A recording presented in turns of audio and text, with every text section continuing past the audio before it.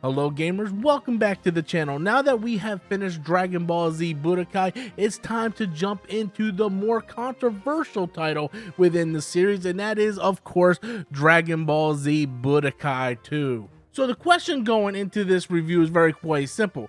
Now that 20 years has passed, has Dragon Ball Z Budokai 2 aged better, or is it still one of those games that people look back on and say, you know what, that game wasn't really good?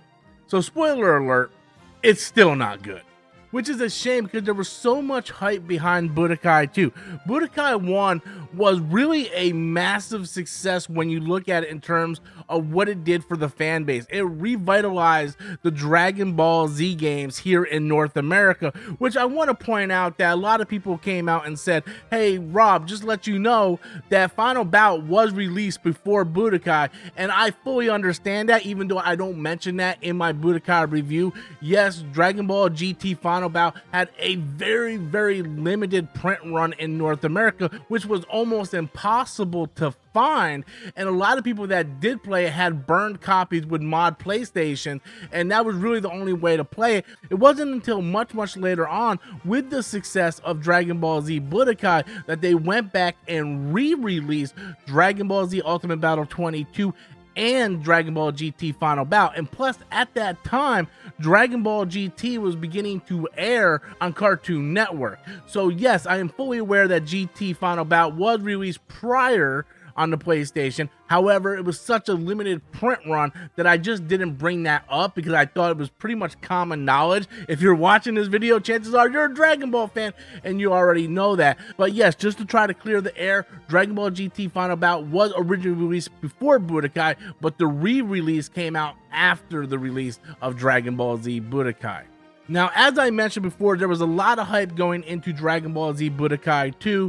One, because the first game was very well received by the fans, and it revitalized, like I said, the Dragon Ball Z games in North America. Not only that, but Dragon Ball Z Budokai 1 ended at the end of the Cell Saga, and they were just wrapping up the Buu Saga on Cartoon Network in North America, which for fans like me, I love the Buu Saga. The Majin Buu Saga is my favorite saga within the Dragon Ball Z universe. I really love the Cell Saga and the androids and all that stuff. In fact, the Android Saga is what brought me in to loving Dragon Ball Z. I still remember the first time I watched Dragon Ball Z for the first time. It was a Saturday morning. I clicked on Cartoon Network and I seen this episode where this kid in purple hair is telling the main character that all these androids are gonna come and just wipe out all the people, and that Goku was gonna die of a heart virus. At that time, as someone who was a young teenager, we did not get animated cartoons on TV where main characters died.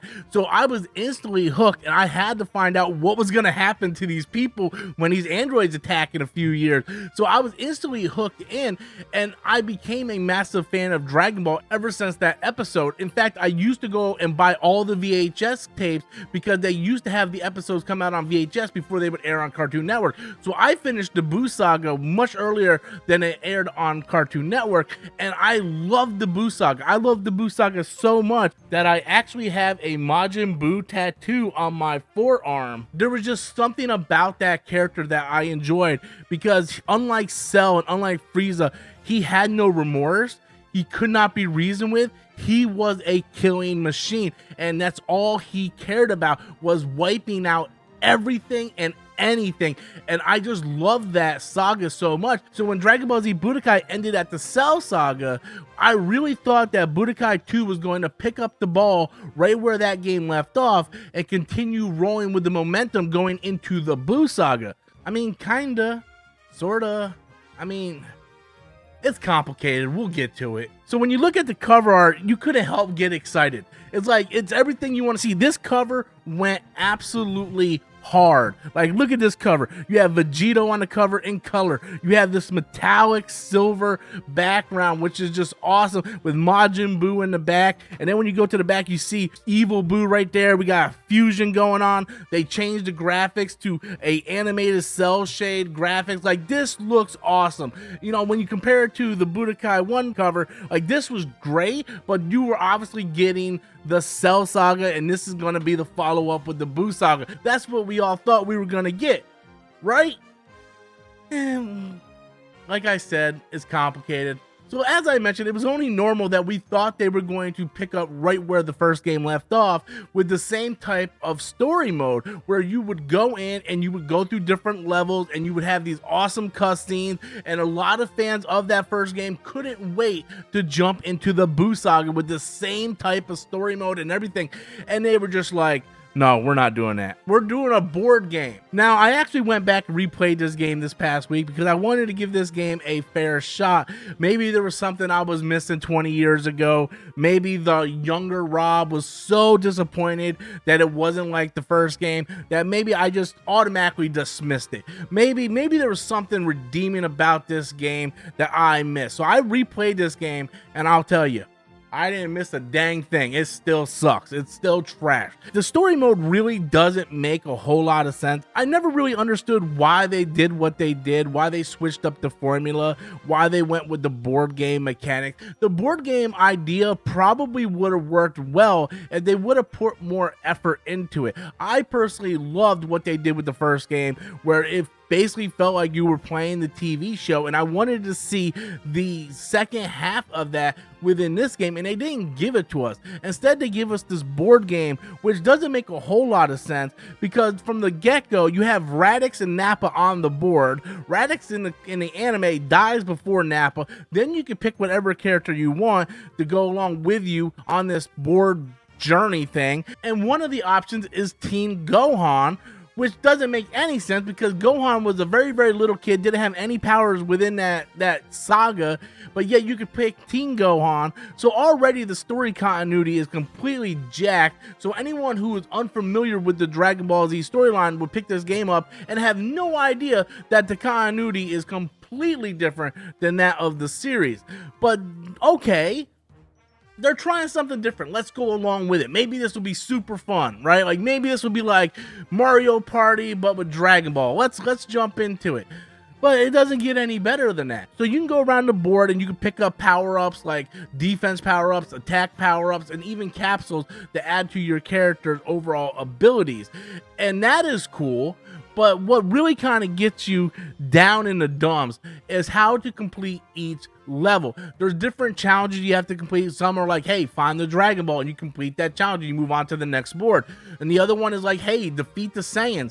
But it's not as simple as just defeating the main enemy. Each character has this power meter bar on the left side of their icon, and depending on how many of those are lit up, you have to beat that character that many times. So when you're fighting someone like Frieza, I literally have to beat Frieza like 3 or 4 times in order to beat the mission so I can move on to the next board. It is very, very repetitive, and it gets old very, very quickly. It just feels like busy work, and not good busy work, like not busy work that you do in like JRPGs where you're grinding and building up your character. It's just like, I already beat this character 2 times. Why do I have to beat this character an additional 2 times? Like, it doesn't make sense. I already beat his butt. Why do I have to keep continuing? Like, just submit, Frieza. Submit so we can move on. I am tired of this. I want to move on to the next saga.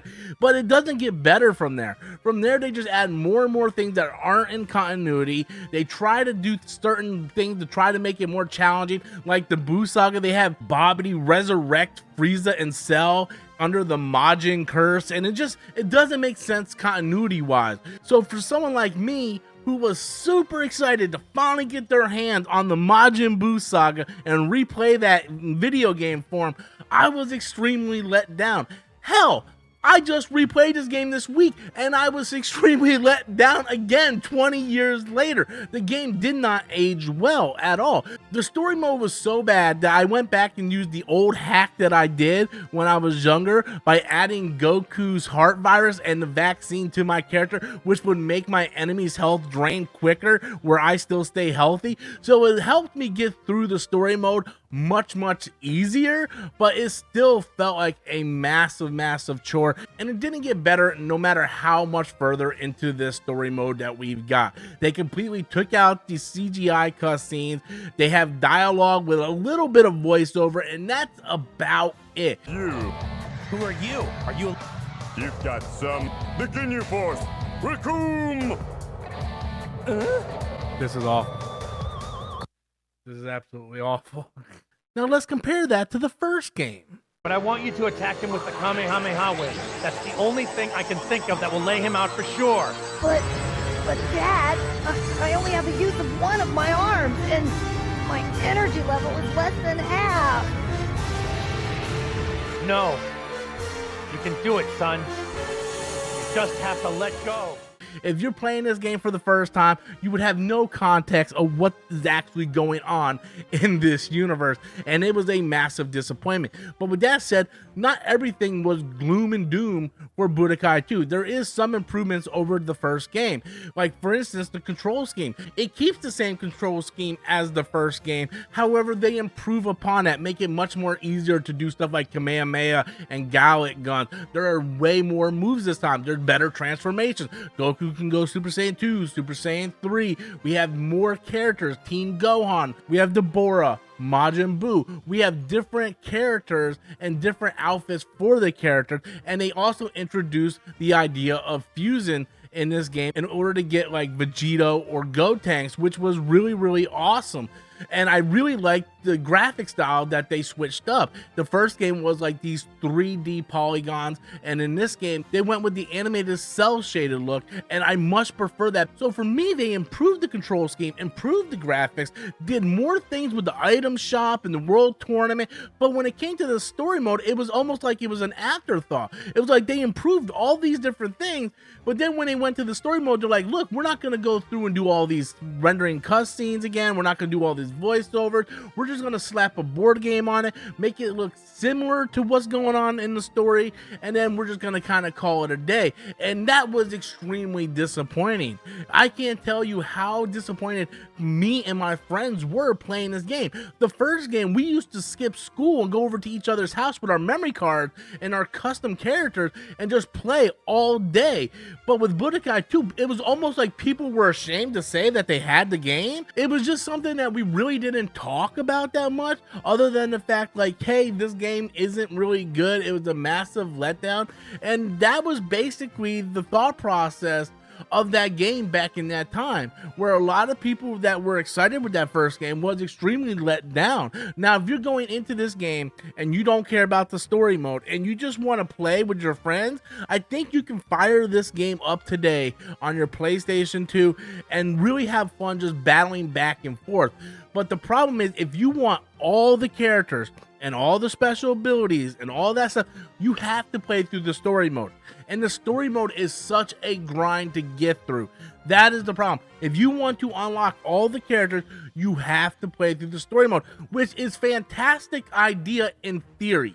I like games that reward you through playing the story mode. It gives the story mode replay value. But when you rather go get a root canal done than play the story mode, that is a problem. I think waterboarding would be more exciting than playing through this story mode again.